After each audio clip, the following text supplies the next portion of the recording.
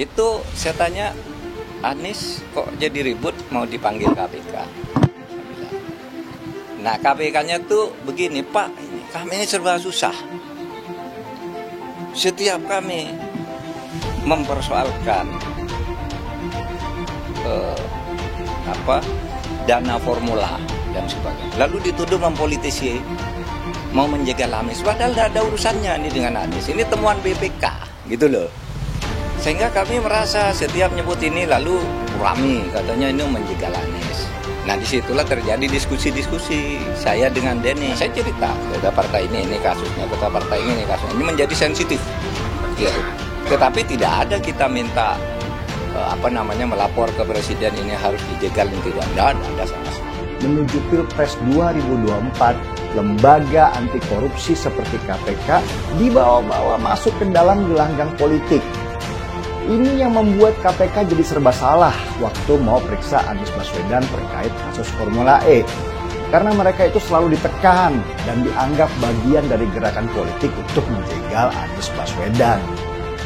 KPK jadi sulit kerja ketika sebuah kasus akhirnya masuk ke ranah politik, apalagi menjelang pesta besar demokrasi di tahun 2024 ini. Anies Baswedan memang sedang bermasalah dalam penyelenggaraan Formula E karena dianggap melakukan pemborosan anggaran hanya untuk sebuah event yang dipaksakan dan tidak menguntungkan.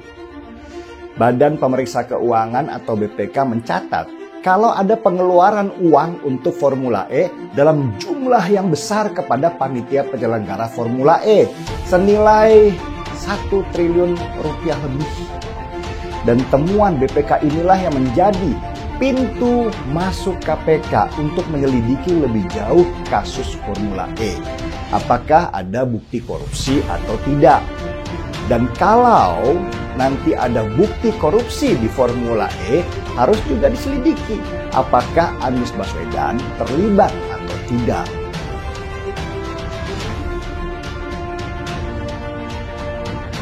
Terungkap curhat KPK soal Anies jadi ribut sampai ke telinga Mahfud.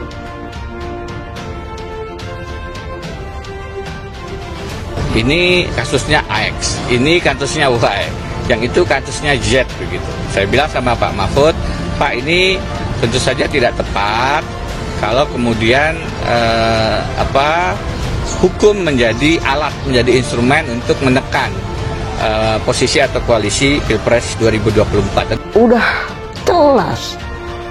Berarti para pendukung Anies yang sebetulnya mengkriminalisasi KPK, ya, mencegal KPK untuk berbuat adil memproses Anies. Karena suara bising dan sumbangnya itu cukup nyaring. Ya, berbicara membuat framing di media sosial, wah ini KPK ini udah sengaja menjegal Anies nih. Ternyata sukses membuat KPK kebingungan. Ini kita harus gimana? Kirain saya KPK nggak bakalan bingung.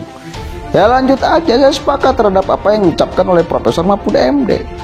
Perkara hukum ya kita katakan sebagai perkara hukum. Jangan sampai dipertimbangkan urusan politik. Pertimbangannya pertimbangan hukum, bukan pertimbangan politik.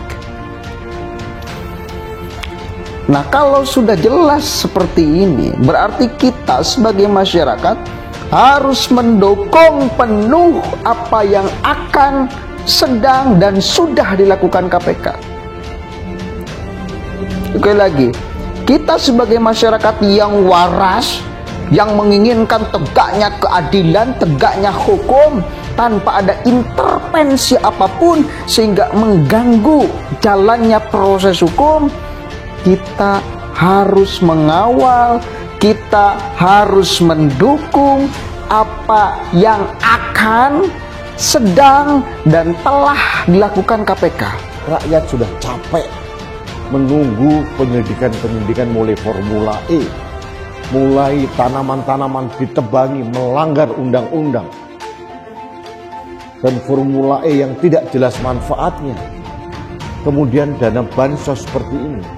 Nah, kalau melihat rekam jejak seperti ini, pantaskah orang seperti ini menjadi pemimpin? Pantaskah semua kesalahan-kesalahannya kita tutupi dengan karpet merah? marilah kita berpikir jernih. Ini bukan sekedar Anies Baswedan semata, tapi ini adalah sosok yang harus kita berikan informasi ke ruang publik apa adanya. Siapa dia, bagaimana dia, dan seperti apa dia. Kalau sosok yang menurut saya mempunyai catat sejarah yang luar biasa, khususnya dalam proses Pilgub DKI 2017, di mana muncul politik identitas yang sempat memporak-porandakan keberagaman di Jakarta, apakah ini layak kita pilih menjadi pemimpin nasional kita?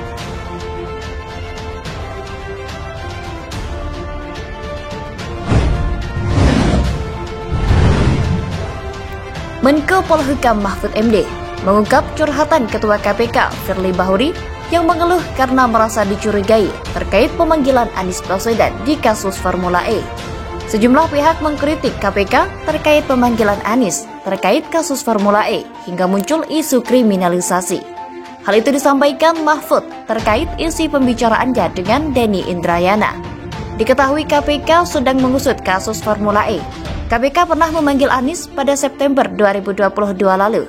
Pemanggilan Anies tersebut dikritik sejumlah pihak karena diduga politis. Kembali ke cerita Mahfud. Awalnya Mahfud mengungkap cerita Firly yang merasa isu pemanggilan Anies itu menjadi ribut hingga muncul tudingan menjegal Anies. Ya, itu dalam konteks Anies. Saya tanya ke KPK, itu KPK kok ribut aja sih soal Anies itu? Mau dipanggil KPK, benar apa enggak? Saya bilang ke Pak Firly dan Pak Marwata, kata Mahfud kepada wartawan pada Rabu 1 Februari 2023. Lalu dia bilang gini, Pak, iya ya Pak, gimana sih masyarakat ini kalau kita mau menindak orang berdasar hukum? Itu orang ribut seakan-akan mau mempolitisir, termasuk yang kasus Anies ini. Ini kan hasil dari BPK.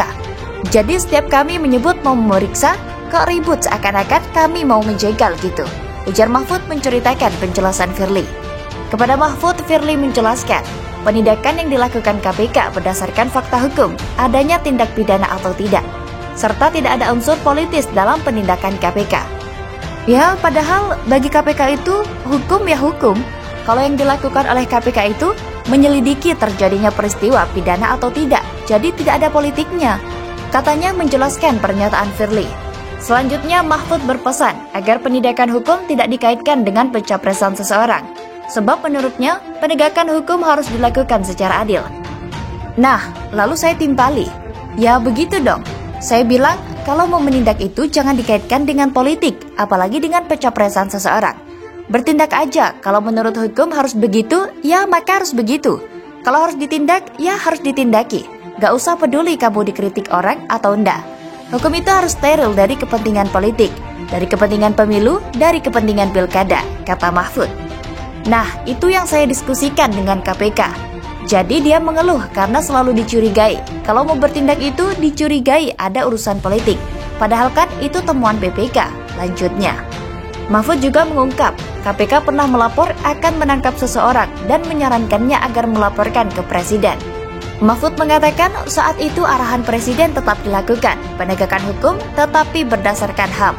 Selanjutnya Mahfud berkata, lalu yang KPK minta atau menyarankan saya melaporkan ke Presiden itu bukan soal nangkep orang, bukan soal menjadikan KPK itu menjadikan calon presiden atau politisi itu ditangani KPK atau tidak.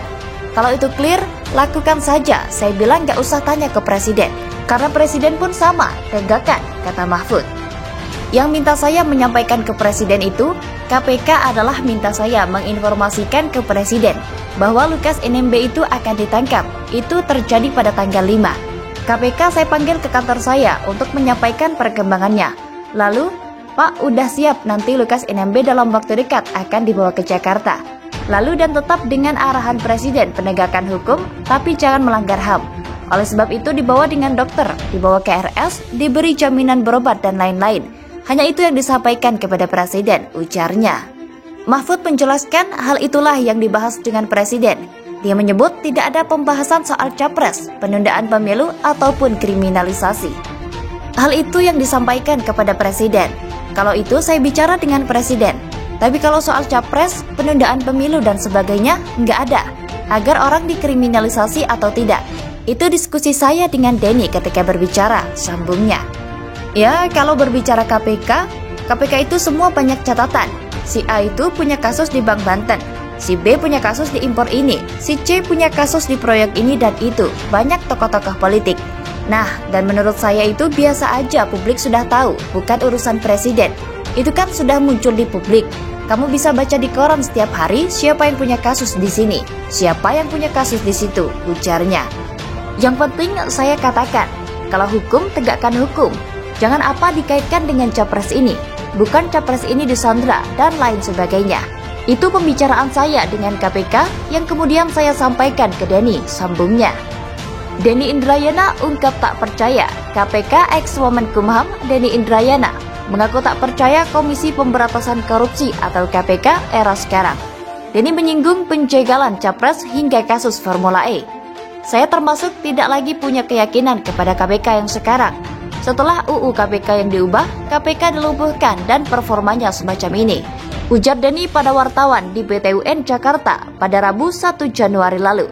Menurut Denny, ada upaya men-setting KPK untuk memenangkan salah satu capres. Dirinya juga menuding ada upaya penjagalan capres tertentu.